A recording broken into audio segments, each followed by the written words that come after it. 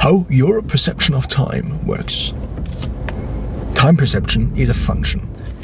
It's how interesting things are for you, for your brain. So basically, how new the stimuli you receive actually are. Per real time. Of course, time isn't really completely constant, but in our speeds, it is constant.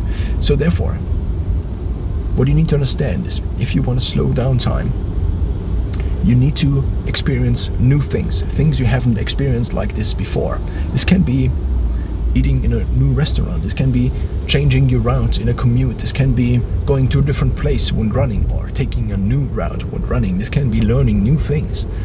This can be trying new things. This can be changing your workplace. This can be having a daughter. This can be so many different things. It just has to be new.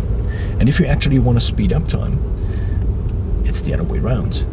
But it's kind of, this works in the long term like this. So let's say you want to speed up time, you want to speed up the next 3 years, then just do things as identical as you can, and you simply will not remember as many things, because things are just not as different, and therefore you also just, there is no need to remember all of these things. Your brain is a very good algorithm, basically taking the essence out of all the different memories you make, out of all the different experiences, and deleting the rest, or making it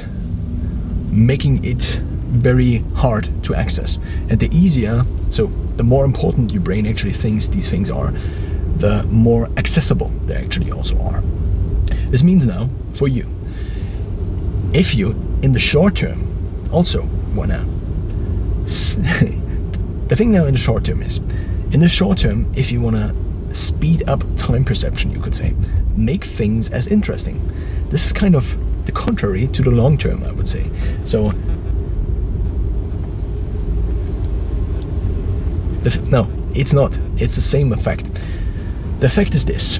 If things are more interesting, then time seems to go by faster. And if things are less interesting,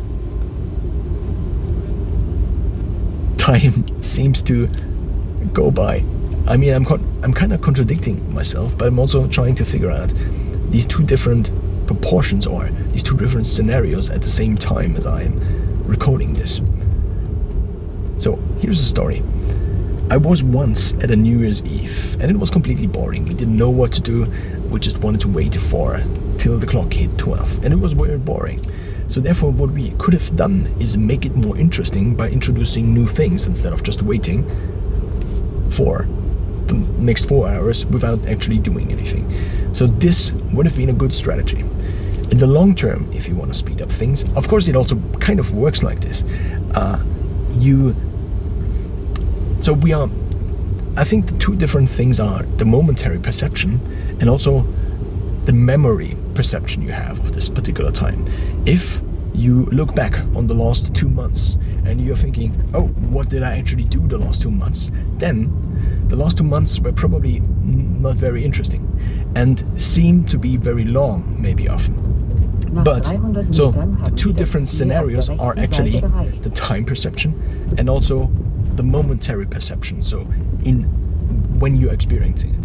So the more interesting something is, the less likely you will be to be bored, and the less interesting something is, the more likely you will be bored.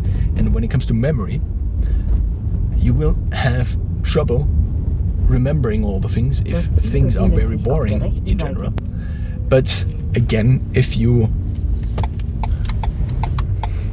make things very interesting, then you also will remember just more things of a particular time.